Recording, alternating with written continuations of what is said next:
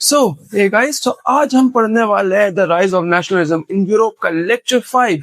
और इस लेक्चर में हम क्या पढ़ेंगे? इस लेक्चर में हम पढ़ेंगे revolution of liberals, Frankfurt parliament, women were betrayed. हाँ, वुमेन्स के साथ बहुत बुरा हुआ था। इनके जो एफर्ट्स है उनके कंट्रीब्यूशन को, इनके एफर्ट्स को बिल्कुल भी अप्रिशिएट नहीं किया गया था। इनको उस कंट्रीब्यूशन का कोई भी रिजल्ट नहीं मिला।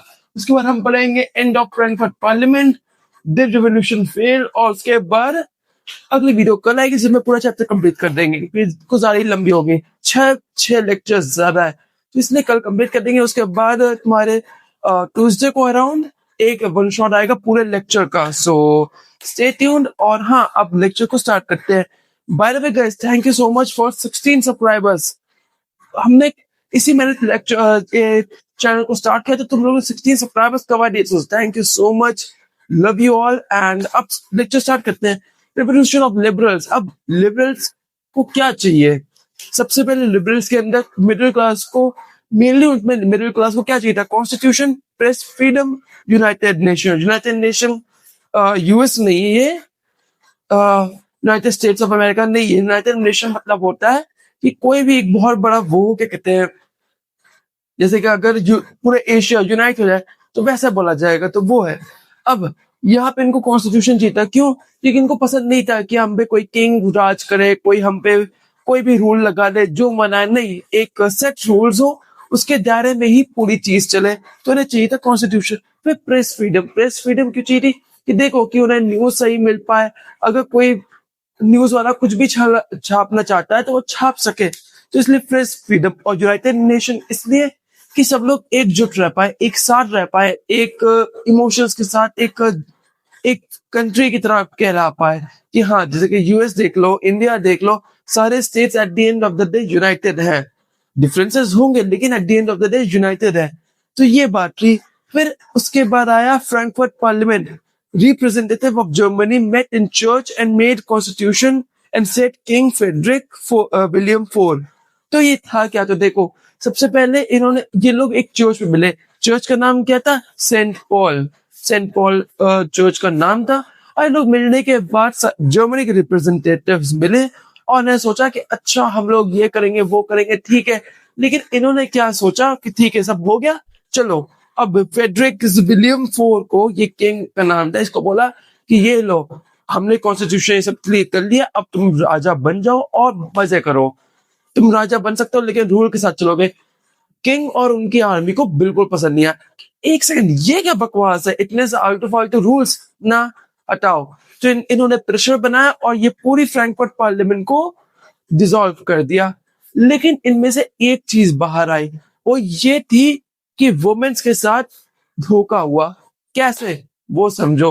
अब वुमेन्स ने इस रेवोल्यूशन के अंदर, इस नेशनलिज्म रेवोल्यूशन के अंदर, सब कुछ के अंदर इतना बढ़िया पार्टिसिपेट किया था। इन्होंने न्यूज़पेपर निकाले, इन्होंने फाइट किया, अपना कंट्रीब्यूशन दिया, लेकिन उसके बदले उन्हें मिला क्या? जीरो, कुछ भी नहीं, शून्य। अब उसके चक्कर में अब क्या हुआ कि मतलब ये सोचो, तुमने सारी कंट्रीब्यूशन की, तुमने भी पार्ट निभाया, उसके बाद एंड में तुम्हें बोला जाए thank you for your contribution, अब आप घर जा सकते हैं, अब हम संभाल लेंगे। ये बात हुई। तो वुमेन्स को बिट्रेयल फील हुआ, उनको पसंद नहीं आया। अब ये बात उनको पसंद भी नहीं आई। वो लोग बाद में फाइट लड़े, वो लोग ने किया, पर वो बात साइड की है। और मेन बात ये थी कि वुमेन्स को साइडलाइन कर दिया गया था।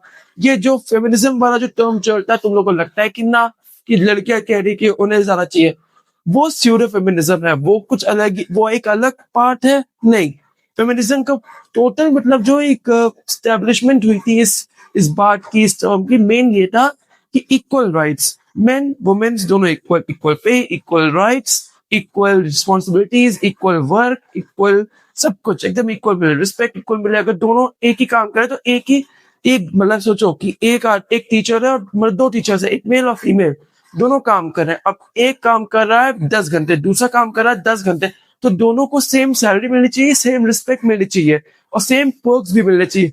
ये नहीं कि एक को ज्यादा एक को कम, नहीं। ये डिमांड थी, वो आज भी वैसे वो कंप्लीट नहीं हो पाता है क्योंकि at the end of the day society ऐसी है। लेकिन होपफुली एक दिन ऐसा होना तो चाहिए कि जब सब लोग इक्वल हो जाए।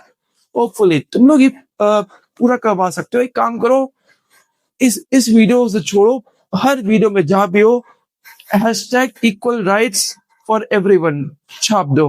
वीडियो के नीचे अगर देख रहे हो तो वहां भी छाप लो इक्वल राइट्स। अब क्या ही कर सकते हैं, अगर डिजिटल जमाना है तो हम वैसे ही प्रोटेस्ट कर सकते हैं देखा जाए तो इस चीज के लिए, पर वो बात अलग है। अब इसके बाद आता है एंड ऑफ फ्रैंकफर्ट पार्लियामेंट। तो देखो यहाँ पे लिखा हुआ है सेंट पॉल के चर्च के अंदर ये स्टैब्लिश हुआ था। ये पार्लियामेंट जो था सेंट पॉल के चर्च में हुआ था।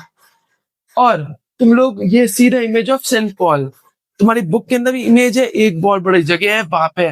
लेकिन इसके अंदर हुआ क्या, रिप्रेजेंटेटिव आए जर्मनी के रिप्रेजेंटेटिव्स, और उन्होंने बैठ के डेमोक्रेसी स्टैब्लिश की, कॉन्स्टिट्यूशन स्टैब्लिश किया, चीजें बनाई, सब कुछ बढ़िया था, मस्त। और उसके बाद क्या हुआ, इन्होंने वुमेन्स को बोला एक काम करो, बढ़िया तुम लोग ऊपर वो जितना रैली देख रहे हो वहां बैठ जाओ, बस उतना ही है, काम हम करेंगे, बस तुम लोग देखो। देखो पूरा रेवोल्यूशन के ना दोनों ही पार्टिसिपेट किया, दोनों ने ही चीजें की कि वो रेवोल्यूशन सक्सेसफुल हो पाए। लेकिन at the end of the day उन्होंने क्या किया कि ठीक है तुम साइडलाइन हो, हम main at the end of the day हम डिसाइड करेंगे क्या रूल होना चाहिए क्या नहीं होना चाहिए। और इन्होंने क्या किया, वो जो ये किंग था इसको जाके बोला कि तुम क्राउन पहन लो, उसको पसंद नहीं आया और उसने प्रेशर बना के ये पूरा फ्रैंकफर्ट पार्लियामेंट है उसको डिसॉल्व करवा दिया। पर उसके बाद ये आता है डिड रेवोल्यूशन फेल। वही सवाल है कि इतना सब हो जाने के बाद फ्रैंकफर्ट पार्लियामेंट डिसॉल्व हो गया, सब कुछ हो गया, तो क्या रेवोल्यूशन फेल हुआ? Guess your answer. वो आंसर है नहीं। क्यों रेवोल्यूशन क्यों फेल नहीं हुआ? तो देखो रेवोल्यूशन एक आइडिया है, आइडिया कभी फेल नहीं होता, आइडिया ग्रेड होता है, बढ़ता है, मैनिपुलेट हो सकता है, वो फिर से रिवाइव हो सकता है, फिर मैनिपुलेट हो सकता है, वो शायद अब वो देखो वो आइडिया कोई भी हो सकता है, अच्छा आइडिया बुरा आइडिया दोनों ही होते हैं, और दोनों at the end of the day घातक हो सकते हैं अगर सही तरीके से ना किया जाए। बुरा वाला जैसे भी करो वो बुरा ही रहेगा, लेकिन अच्छे वाले को अगर ट्विस्ट करके किया जाए तो वो बुरा हो जाता है। तो आइडिया जो एक आइडिया है, जैसे कि डेमोक्रेसी मतलब है कि लोग इलेक्ट करते हैं, लोग चूज करते हैं, तो ये आइडिया है। और कई कंट्रीज जैसे कि होती है मोनार्क सिस्टम, वहां पे नहीं होता, बस राजा है, उसका बेटा राजा बन जाएगा, उसके रिश्तेदार राजा बन जाएंगे, उसका कजन राजा, भाई राजा, जो बने वैसे। तो वो सिस्टम था। पर इन लोगों को मिला क्या, इनको मिला 50-50। अब 50-50 कैसे मिला? तो देखो किंग तो वापस आ ही गए क्योंकि उनको पसंद तो आया नहीं सब, लेकिन उन्होंने बोला कि देखो अब हम लोग ये इस रेवोल्यूशन की जो आइडिया है, इस फ्रीडम के आइडिया को वो हम नहीं रोक सकते, तो हमें क्या करना चाहिए, काम करो लोगों को फ्रीडम देना शुरू करो, आधी फ्रीडम देना शुरू करो, जैसे कि हम भी रहेंगे और वो खुश भी हो जाएंगे।